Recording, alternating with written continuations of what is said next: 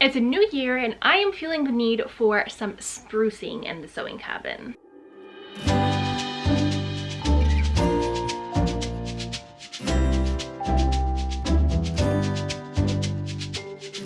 Hello everyone, welcome back to my channel. Happy New Year and happy January. I am so excited that you are tuning in to today's video, and considering that it is the start of a new year, I am feeling the need for some sprucing and some organizing in this sewing cabin. So for a while I've been wanting to do some sprucing in the cabin, things like adding some curtains or some ruffles above the windows. Right now the windows just have blinds or no blinds, which I don't mind at all, but I feel like windows are areas where you can definitely add a little bit of personality with some curtains.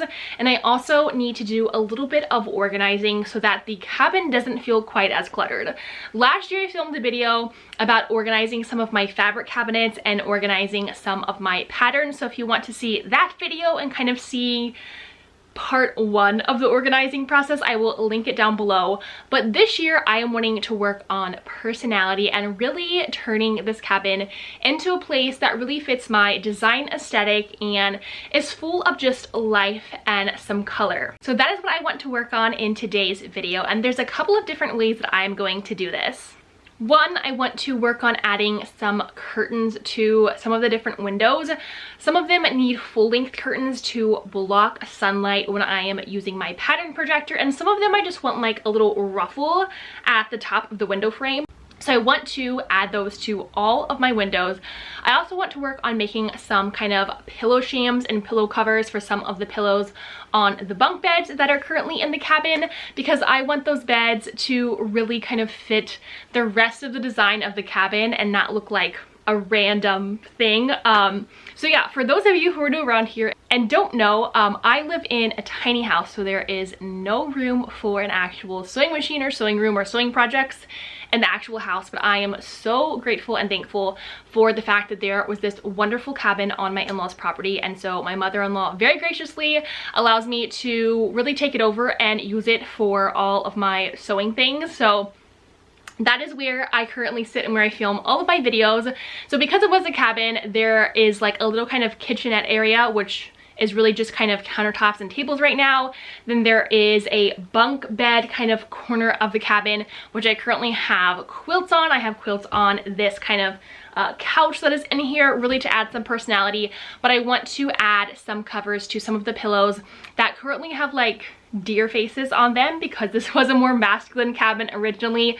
I'm also thinking about adding maybe a rug here or there. And then outside some of the decoration details, I also want to add a new piece of furniture, which is a craft organizing cabinet slash sewing desk from the brand Crafit. I'm so excited to put this craft cabinet together and add it to the sewing room. I think it's going to really come in handy for holding some of my sewing machines and some of my sewing notions, and I'm very grateful for the brand Crafit for reaching out and sending this to me. So we're going to be putting that together and assembling it in this video, and I will be sharing all of my thoughts and the ways that I organize it. On the topic of furniture, I also want to refinish my long table that my serger and my sewing machine currently sit on.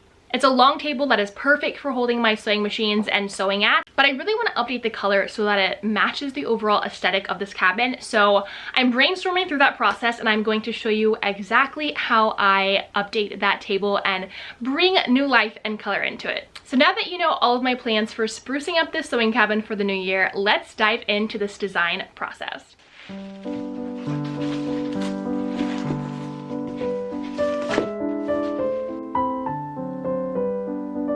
Okay, one thing to know about me is that I love putting together and assembling furniture like this that you order offline and then you're sent all the parts and you have to follow the directions to put it together. I always just think it's so fun. It's like a problem-solving game. So anyways, I'm very excited to put this together. Half the time I feel like I don't even follow the directions for how something is supposed to be assembled, but there are definitely a lot of parts for this cabinet, so we're going to follow the directions in the direction guide and assemble this brand new craft storage table.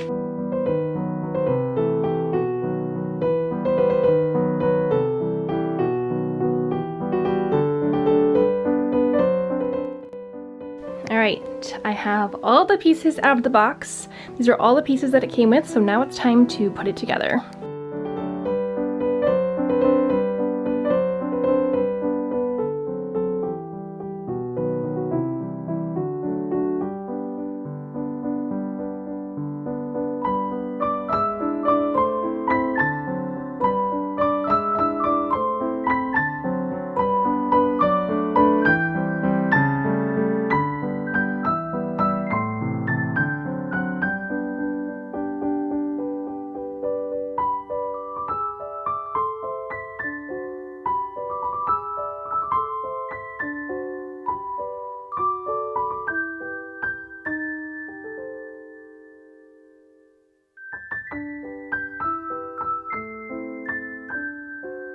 Alright, well I just finished putting together and assembling this brand new craft organization cabinet from the brand Crafit. I will admit this took over 40 minutes to put together. The instructions said one person could put it together in 40 minutes, and as much as I would like to elevate my skills at assembling furniture, we're not quite at the super quick mark. I think it took like an hour and a half, and I also messed up at one section, had to disassemble it and put it back together, but it's all put together now and I'm so pleased with how it turned out. There were lots of parts, but overall it was actually really easy to follow the directions and assemble it despite all of the parts. The directions were really clear, and I always love that they just give you all the tools that you need. It makes it so handy and so easy to put together. So now I'm ready to place this in its designated spot in my sewing room and start organizing all of my sewing tools, notions, and sewing machine in it.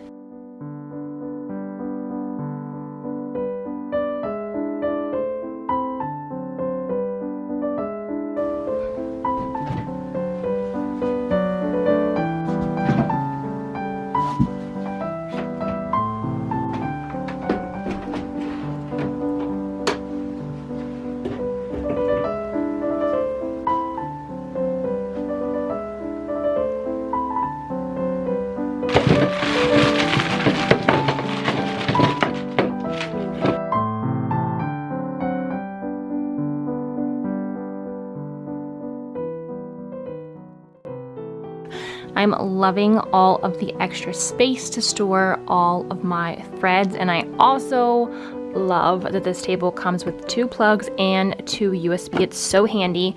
And then this desk for working at as a desk, or I can put my sewing machine on it, which is super helpful. And then all of the amazing storage underneath.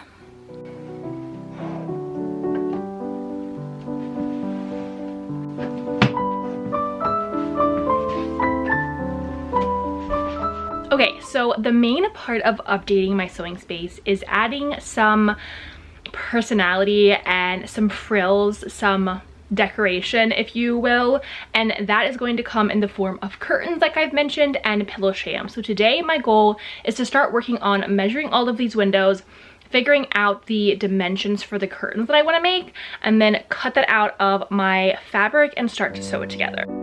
For creating my curtains, I first started off by sketching the curtain design and style that I wanted.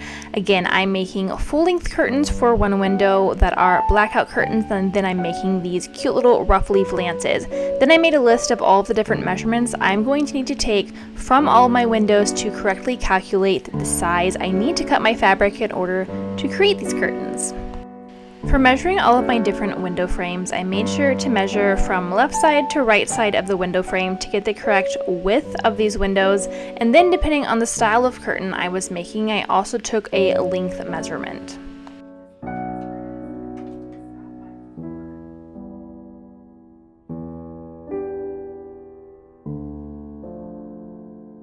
Okay, I've measured all of my windows, figured out the width of the actual window frames, and then also the length that I want my curtains or my valances to be. So now that I have the width of my window frames, I actually need to do a little bit of math to figure out how wide I actually need to cut all of my fabric pieces in order to have them bunch up and create the kind of gathered curtain effect that I want them to have once I put them on a curtain rod. Now there's a couple of different options for this depending on how roughly I actually want them to be.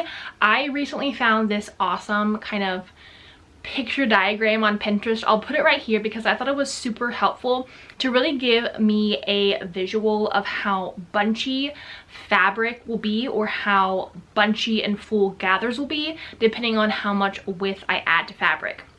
So as you can see, the 1.5 times the width is a very loose, spacious gather, but then if you want to continuously bring your gathers closer together and have a more accentuated ruffle, you would add more width. I tend to like looser ruffles, so I think that I'm going to take all of my window widths and I'm going to multiply that by 1.5, and that's going to give me the actual width that I'm going to cut my fabric for each window frame in order to have the kind of gathered effect that I want it to have.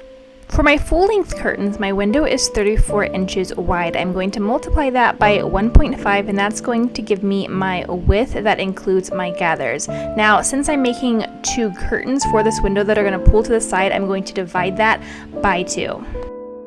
Now for my front wall and back wall windows, those windows are 47 inches wide, so I'm going to multiply that by 1.5 and get 70.5 for my fabric width. My side window is a little bit bigger at 58 inches wide, but I'm still going to use the same calculations of multiplying it by 1.5 to get 87. Now that I have all of my measurements for the sizes I need to cut my fabric, I can start figuring out how I actually want to cut my fabric.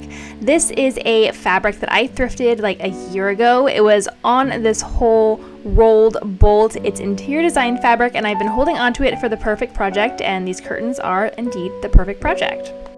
Now that I know the sizes of all of my curtains, I'm going to factor in my seam allowance and then start cutting out the fabric pieces that I need. And for seam allowance, I factored in 1 to 2 inches depending on how much I actually wanted to fold my fabric over for a hem. Okay, I've cut out all of my fabric pieces for my curtains, but before I actually dive into sewing, I want to cut out the fabric that I'm going to use to make the little pillow jams to cover some of the pillows that are on these beds. So what I'm going to do is I'm going to take the actual pillow, I'm going to measure its width and its length, which these are square pillows, so they're technically going to be the same. And then I'm going to create a formula or a pattern from that. I also want these pillow jams to be able to kind of just slide over the pillows without having to have ties or zippers. So what I'm going to do is for the back of the pillow, I'm actually going to create kind of 2 wide rectangular pieces that overlap, and that's going to create a little envelope per se that the pillow can actually slip in and out of. Now for creating the pattern for these pillow shams, it's pretty straightforward and easy. I'm just going to take the width of my pillow. I like to take the measurement on a flat surface underneath the pillow, and I'm also going to take the height of my pillow. Again, because this is a square pillow, the measurement's pretty much going to be the same everywhere, and then I'm going to add in my seam allowance, which is going to be 0.5 inches. Okay, so here's my idea and formula for the pillow. I measured the pillow, it's about 18 by 18. So the front section of my pillow is going to be cut 18.5 inches wide and tall. That's including my seam allowance. For the back, I want 2 pieces to overlap to create that kind of envelope to allow me to slip the pillow in and out of it.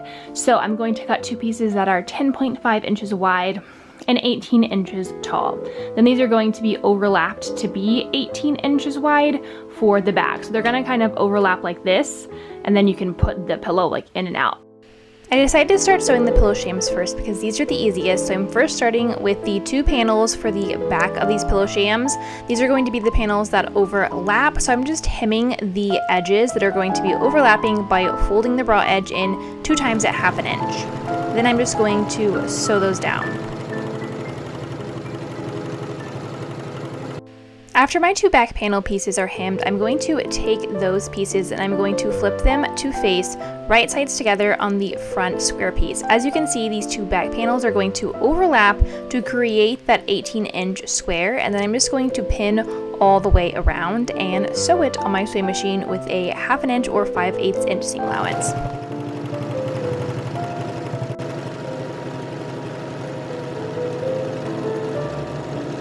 After I've completed those seams, I'm going to trim the corners, and then I'm going to flip this pillow sham right side out, give it a nice press all the way around, and now it's going to be ready to put over the pillow.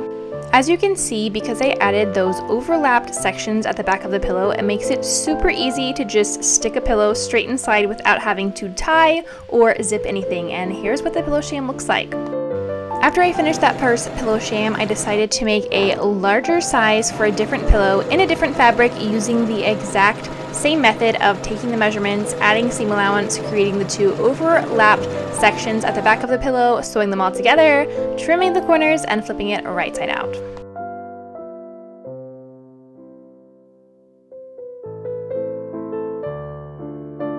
And here's what that second pillow sham looked like once it was finished. These are seriously the easiest way to make pillow shams and update pillows.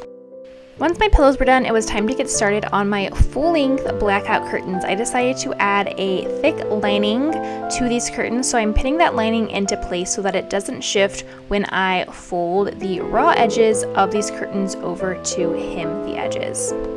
For these full-length curtains, I'm starting off by folding down and pressing the top of these curtains a 1/4 of an inch. This is eventually going to be folded down to create the channel for the curtain rod. However, after I press that top edge down a 1/4 of an inch, I'm going to fold in the edges of my curtains 2 times. I was just folding these based on the seam allowance on the side and the selvage edge, so depending on the size of curtain you are making, you can fold them at whatever width and depth you choose. And now that I have pressed and pinned that side of the curtain, I can go back to the top and fold down that 1/4 of an inch edge 1.5 inches, press it and pin it, and this is going to become the channel for the curtain rod.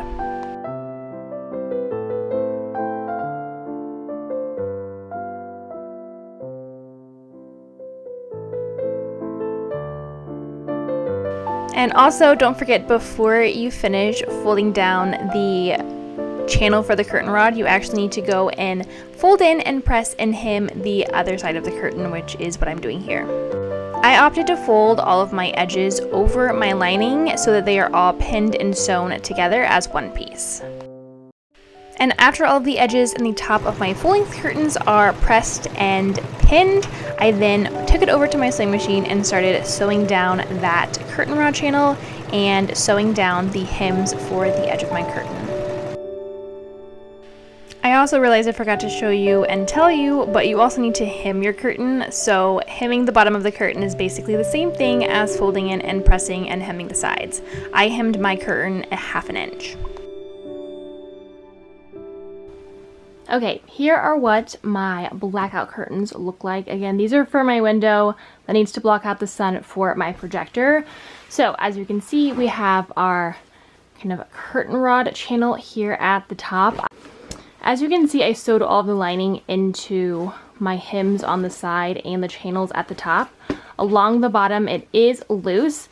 You totally, if you were going to try and make these for yourself, could leave the lining completely on its own and hem it the same way and then just attach it at the top, but I wanted all of mine to essentially be all one layer. So now these are done, and I think I might go ahead and just hang these up and see how they look. All right, so I was putting my curtains on the curtain rod, and I noticed something very unfortunate. One of my curtains, the print is upside down. So note to self, double check your pattern of your fabric before you start sewing it together. This side, the print is facing right side up with the flowers and the leaves and everything, as you can tell, and this side, the flowers and the leaves are facing upside down. But I really don't care enough to completely redo it. So yeah, we're just gonna leave it, and I think the pattern is crazy enough that you aren't necessarily going to know the difference, but we're definitely going to make sure that when I make the rest of my curtains for my windows, that everything is right side up. So make sure you double check that.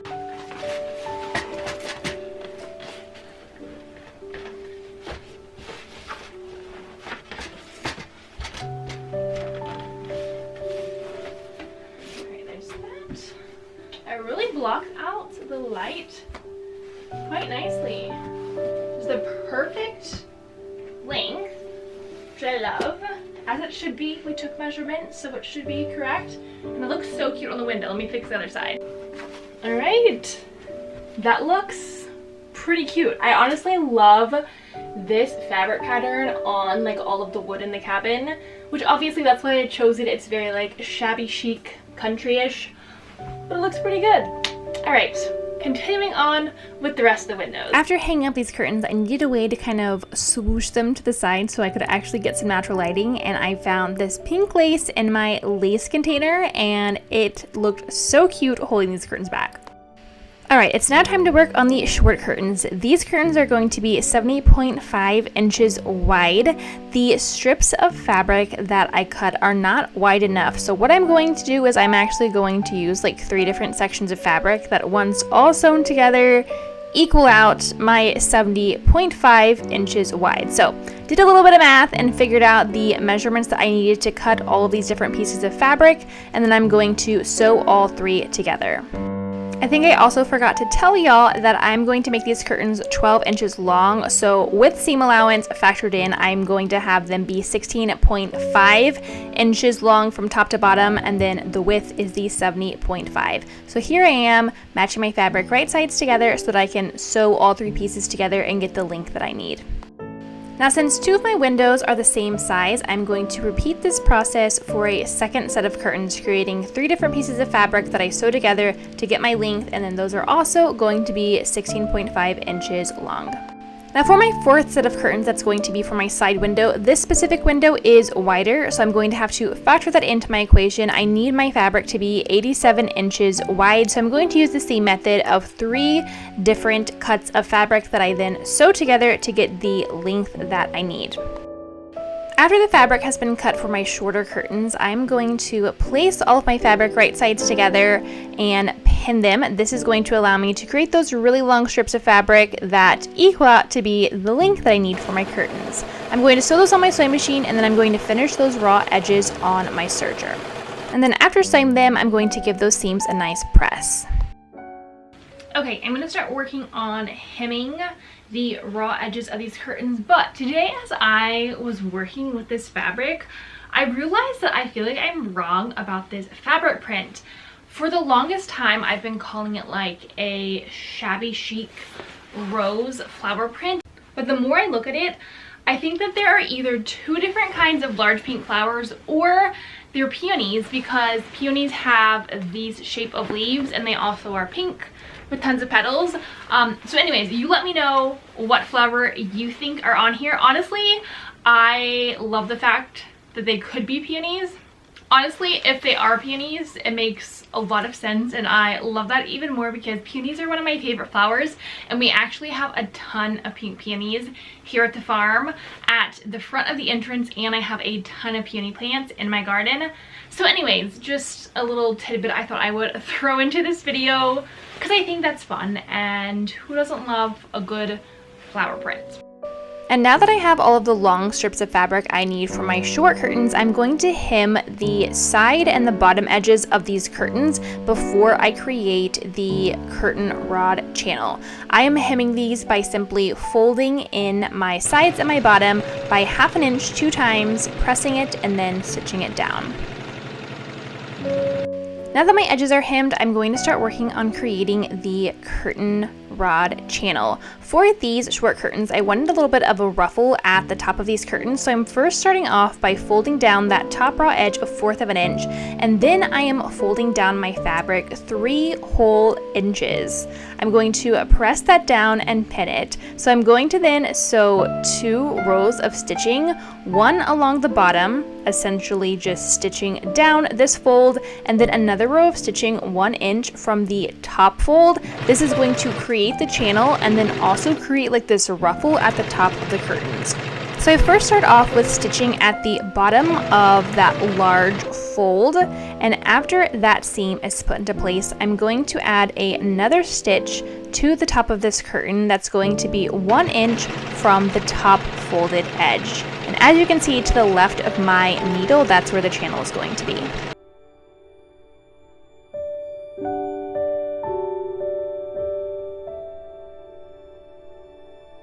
After those seams are finished, this curtain is done, and once I put the curtain rod in, you are actually going to be able to see that little ruffle effect at the top of the curtain, which is optional. You can take that out and just do a regular channel, but I wanted this little extra frill on my curtains.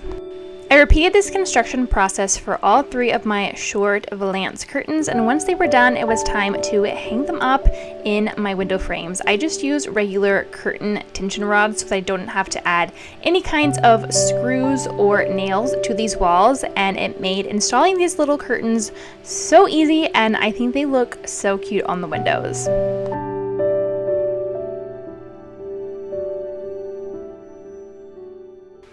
So the next step in this sprucing up and decorating process of my sewing room is to redo and repaint my sewing table.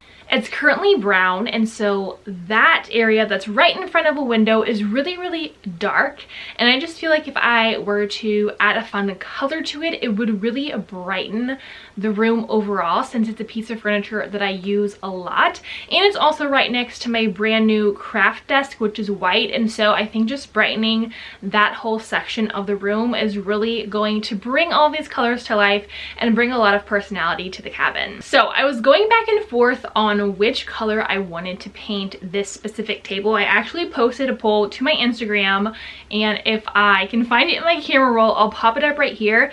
So essentially I was between either painting it a pink or painting it a yellow, and even within the families of yellow and pink, you have so much variety in bright and dark colors and pale colors and all of the things. So the 2 shades that I was really drawn to was a kind of pale rosy pink and then a more buttery yellow, and I was really trying to figure out which one I wanted to do. I love both pink and yellow, and most of my Instagram followers voted on pink, which I want to 100% get. I also showed them a swatch of these curtains, and so they were really tying in the pink of the flowers from the curtains in with the paint.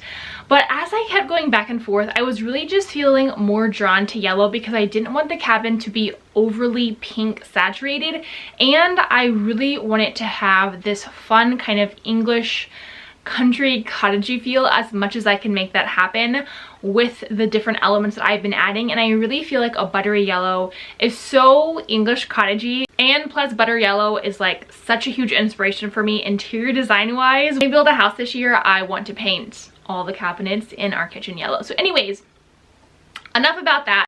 So when it came down to it, I had already selected a number of different pink and yellow color swatches that I was considering as a paint color from Menards, but when I went back to Menards to actually get my paint, I found even more different shades of yellow and was really trying to figure out which one I wanted, and so I ended up choosing one that was different from my original choice, and I felt that it was just a really nice butter yellow. So I got a small thing of it. I think this will be plenty for the table. I also asked the guy at Menards what paint specifically I should get. I told him I was redoing a table, and he said that the cabinet door and trim paint in a semi-gloss is what I should get. This is the brand Dutch Boy, and my color is this really pretty yellow.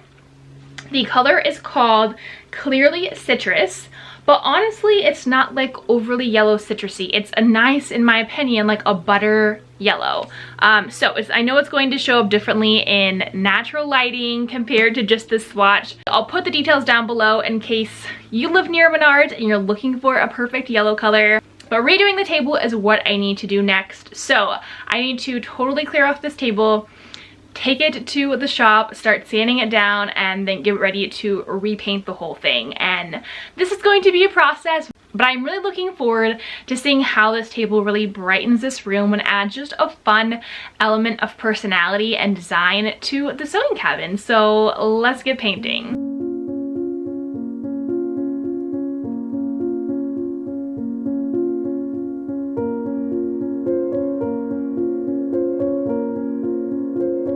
Alright, welcome to the shop where we will be redoing and painting this table. And behind me is the 3rd chicken coop that my husband is currently building. This one's actually really cool because he's not using like nails and screws. He's using wooden pegs anyways.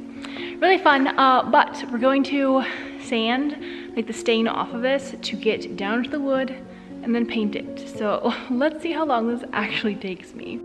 I will say this sanding process was very tedious, and I totally would have used an electric sanding machine, but ours currently wasn't working, so sanding by hand it was.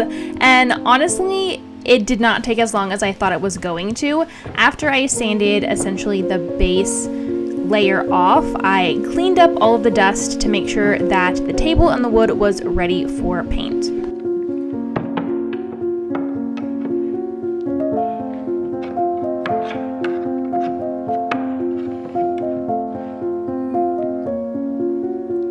I honestly love painting furniture so much, and that probably comes from all of the home redesign projects I helped my mom with when I was growing up. So painting this table was a lot of fun. I opted for a foam roller because I find that the foam rollers just apply paint to wood so much easier and more smoothly without any streak lines. So I applied one layer to the top and then also applied a layer all the way around my table. For any of the crevices and corners, I did use a brush, but then I went back over it with the roller. After applying one layer to my table of paint, I let it set overnight and then came back the next day to paint one more layer to really give it a great crisp yellow cover everywhere.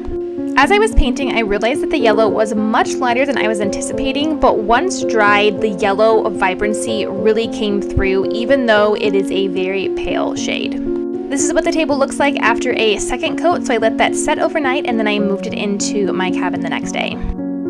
A fun element of decoration that I added to the cabin are these two thrifted yarn embroidery artwork that I got a couple months ago, and I absolutely love their colors, and I thought applying them to the wall right by the door would be so cute.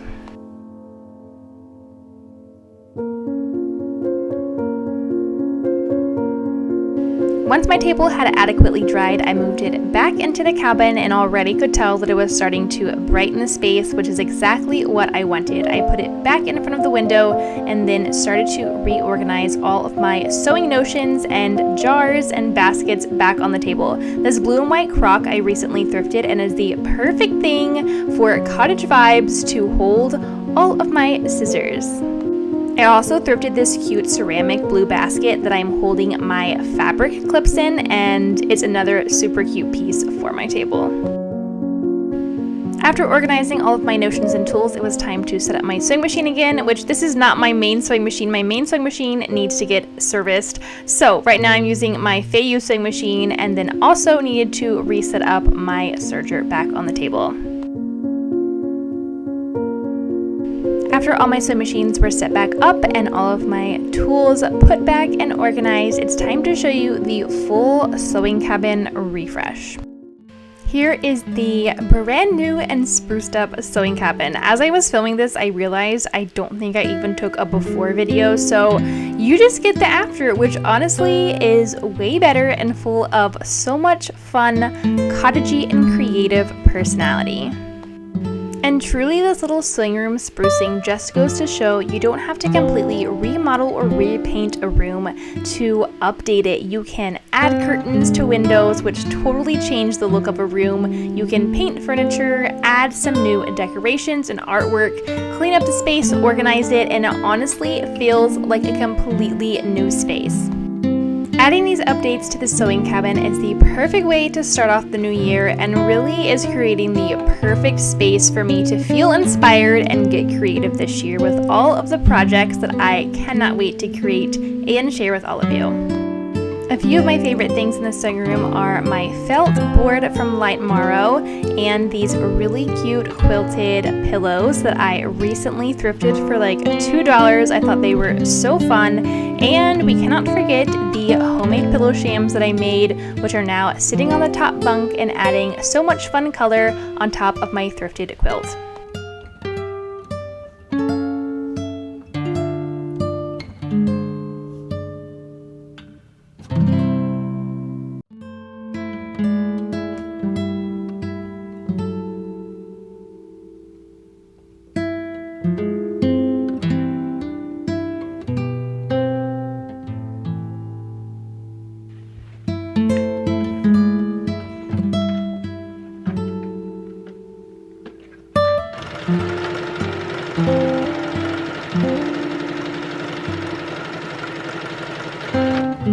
Considering that I spend most of my days in the sewing cabin, adding all of these fun personal elements really makes me feel so much more excited to spend more time in here and start creating all of my projects for the new year. Well, that is a wrap on my sewing room refresh and sprucing for the new year. I hope that you enjoyed watching this video and seeing how I added a little bit more character and personality to my sewing cabin. I definitely am feeling so much more inspired now just looking around. I feel like this cabin is now even more so a representation of who I am and my personality and my style and the things that inspire me. And I think if you are creating in a space, you need a space that helps you to be inspired and in itself is inspiring. And so that was the goal with adding some of these updates to the sewing cabin and adding some more decorations and frills like these curtains. I hope that you enjoyed watching this video and maybe even getting some inspiration for yourself to add a little bit more character and personality to your own creative space. As always, thank you so much for tuning into my channel and watching my videos. I know I say this in literally every video at the end, but it literally means the world to me that you all are a part of my creative journey and sharing my love and passion for sewing and fashion and all things creative with all of you. And I hope that every time you watch my videos, you feel inspired to create and to sew and to curate your dream wardrobe on a budget and continue to grow your sewing and creative skills. Drop a comment below and let me know your favorite thing that I added to my sewing room in this video or my favorite DIY project that I did. I always love to hear all of y'all's opinions and thoughts on all the projects that I'm sharing. And as always, make sure that you hit that subscribe button so that you don't miss out on new videos and creative projects in the future. Thank you so much for watching. I'll see you in the next video. Bye.